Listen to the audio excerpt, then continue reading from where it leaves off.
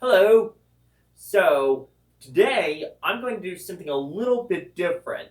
Now, those of you who follow me on YouTube know that when I do a review, it's normally for something new, something that just came out in theaters or in today's world was just released on a streaming service.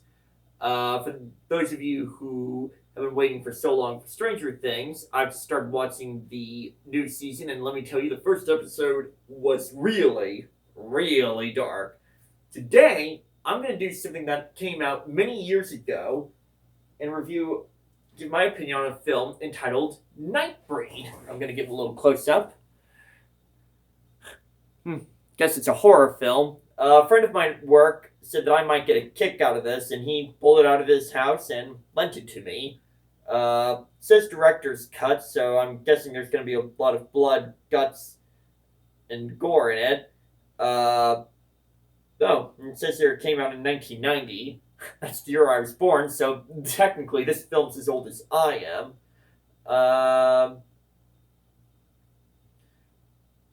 So yeah, I'm willing to see what it's like. I'll give it a shot. May need to watch something lighthearted before I go to bed tonight after seeing this. Spooky ooky. I'll give you another close shot before I give this a pause. Whoa. Well, that was a trip. It had frightening imagery and, real horrifying scenes. Wow. Well, so I just finished watching Nightbreed, directed by Clive Barker, which apparently was based on a book he wrote. And there was actually an introduction with him and Mark Miller talking about how when this was released, the studio insisted on cutting a couple of scenes from the finished film, so not being able to see what the theatrical release was, I can't make a proper comparison, but they explained that in this film, the monsters are actually the good guys, so that was a nice change of pace. Then again, Hellboy, one of the coolest comic book characters out there, is a monster, technically, so that's good. And apparently the film's about this guy who is a mental patient, and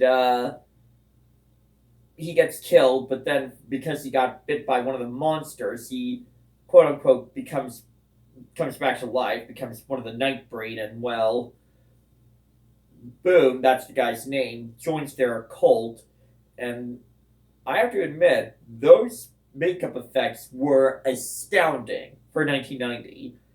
Yeah. And a lot of blood and guts. I know a couple of horror fans who would love to watch this movie.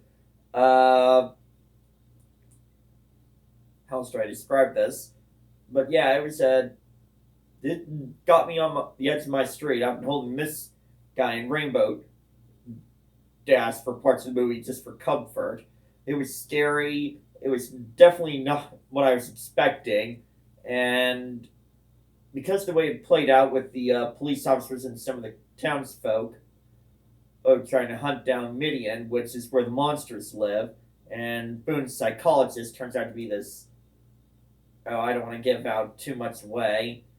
Hey, but then again, anybody who's even watching this has probably already seen the film. And honestly, it's revealed very early in the film that he's a real nasty piece of work anyway, but that's a spoiler alert, I guess. I guess it's an allegory for how oftentimes humans are the true monsters. Well, Fear, Rainbow, and I are giving this one a 4 out of 5. But it was a great film, very dark and gritty.